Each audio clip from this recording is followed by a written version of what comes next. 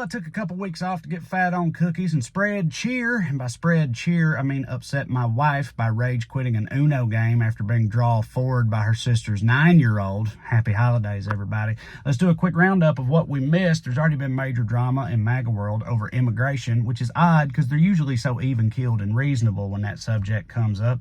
Trump owner Elon Musk and noted ring kisser Vivek Ramaswamy came out in favor of expanding H-1B visas for skilled workers, the vast majority of which are from India, and they were stunned to find that the base of people they worked so hard to enrage through an endless flood of extremely xenophobic anti-immigration propaganda was not super down with having more immigration. Weird how that works. Apparently, they thought that the base's frothing fear and hatred was limited to immigrants from the southern border. They didn't realize that to your average Trump voter, Indians are just the Mexicans of the East. The base was like, no more immigrants means no more immigrants. And Elon was like, no, these are the good kind. They have skills and degrees. So they're white? No, they're not white. Then no, we were very clear on this. Right, the arguments that Vivek and Elon tried to make were hilarious. They were like, look, obviously we would love to hire Americans for these jobs, but the thing is, you guys are, you're stupid and lazy, like fundamental, like at your core, like our hands are tied here, you get it. And weirdly, that didn't go over super well either, and they started getting blasted by the faithful, and they didn't know how to take it, especially Elon. He was very confused. He was like, what? No, I say things, and you like the things. It doesn't matter if the things are good for you or not. You like them because I say them. That's how this works.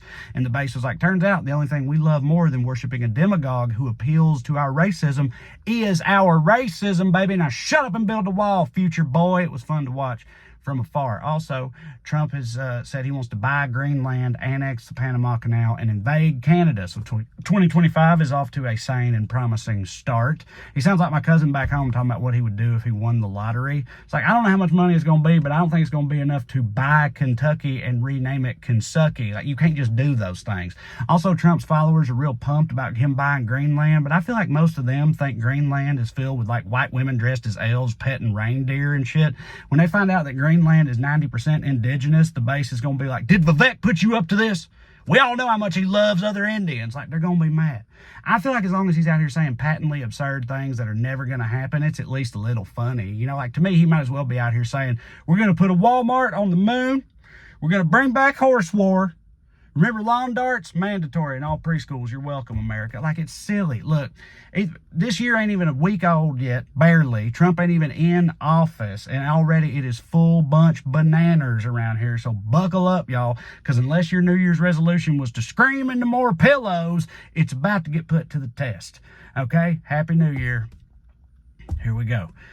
All right, as always, the thing that drives me so crazy about stories like these is the coverage you get in the media, depending on where you look, because you can get a completely different story on the same information. It's hard to know what's real and what isn't, or what anybody thinks. I'll show you what I mean right here.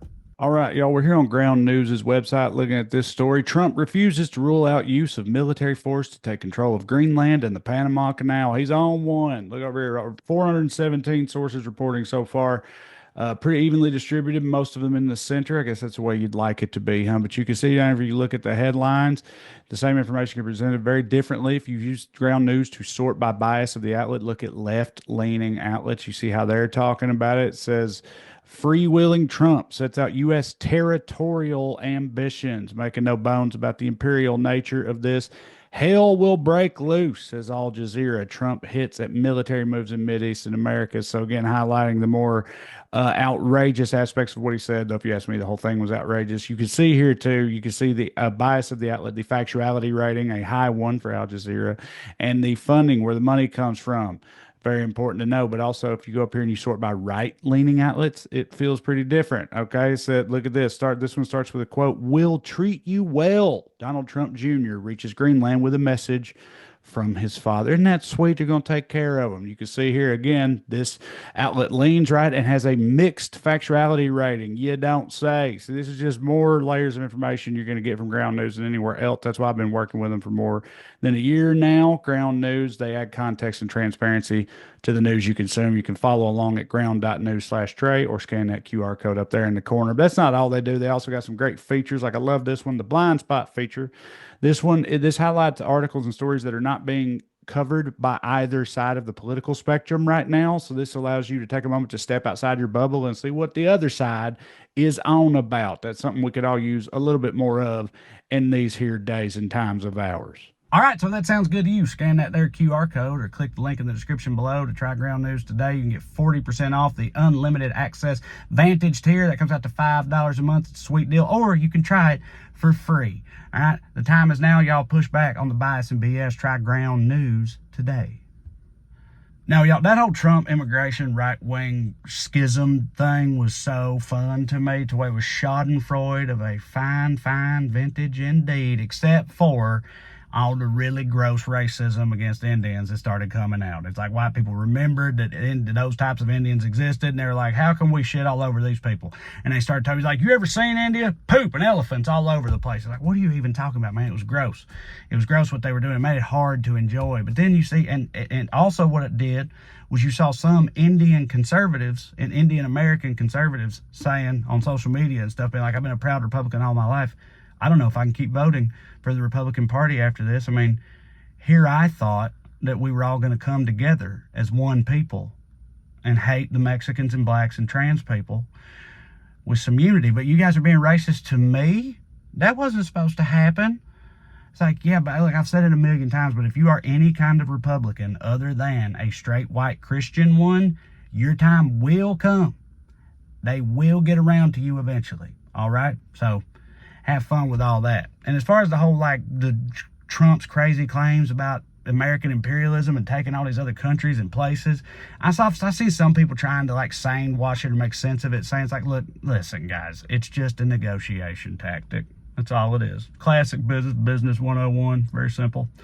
What you do, you threaten something truly unreasonable, something extreme out of the gate, knowing that then later you can get something that you want back because it will seem not extreme in comparison. Classic negotiation tactic. It's like, I feel like that really only works if the extreme thing is within the remotest realm of possibility. Like if you go up to your neighbor and you're like, hey, I'm going to use your kitchen for storage if you don't let me borrow your car once a week. Like, he's not going to hand you the keys. He's going to ask if you have fallen down the stairs recently. Like, these things, they're not, I mean, I guess if you had an army you could deploy to your neighbor's kitchen, it might be a little bit different, but still, I'm not convinced that this is a strong negotiation tactic. It just feels a little off to me. It's a little bit silly. And also, I didn't want to get out of here without saying, rest in peace, Jimmy Carter, obviously. Passed away at the age of 100, or as Democrat Party leadership puts it, his prime. Am I right? So I don't want to be disrespectful. I'm not. I feel like, the line on Jimmy Carter, people always said, I always heard growing up my whole life, bad president, good man. And I'm like, I feel like we can reevaluate at least half of that, right? And I don't mean the second half. Like, you've seen the other presidents we've had. I think it might be time that we give old Jimmy's reign another look. I wasn't there for it. I don't know. Maybe it was bad, but it's hard for me to believe it's been as bad as recent. I feel like the standard has changed a little bit. Back then, presidents were still rock stars and fighter pilots and shit like that. That's what people thought. You know what I mean? Now they're amorphous mounds of orange shit, so it's a little different. Maybe Jimmy's earned a reevaluation. I don't know. And also the other thing, I thought that nobody had anything bad to say about Jimmy Carter. I mean, hell, even Trump didn't have anything bad to say about him when he died. And he put out like a comparatively sane and empathetic response of grief or whatever, which was super weird. Like, somebody check his temperature. That's wild as hell. But I have seen some conservatives found a way. They do hate Jimmy Carter too. And it's like, why? Why do you hate Jimmy Carter? Like, man, he's always saying he's a Christian and helping the poor, eradicating guinea worm, all this. It's gross. It's stupid. Giving the rest of us a bad name. It's like, I almost kind of feel, because it's like, normally, being from the South especially, normally I see somebody who's a hardcore Christian, I'm like, oh.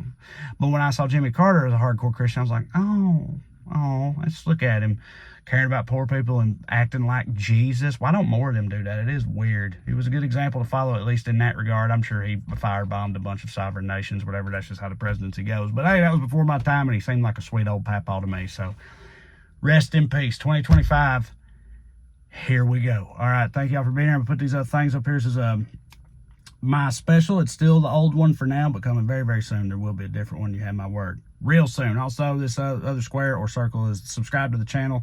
Get all these videos of my podcast and other things that I do from time to time. And the most important one to me, TreyCrowder.com. That's got the tickets for my tour dates. I'm a stand-up comedian is what I really do. If I'm coming near you, you come see me. It's a good time. If you like these, you'll like that. It's fun, but at the end of the day, you keep watching these silly things, and I'll keep making them. I love you like chicken. Happy New Year. See you. Bye.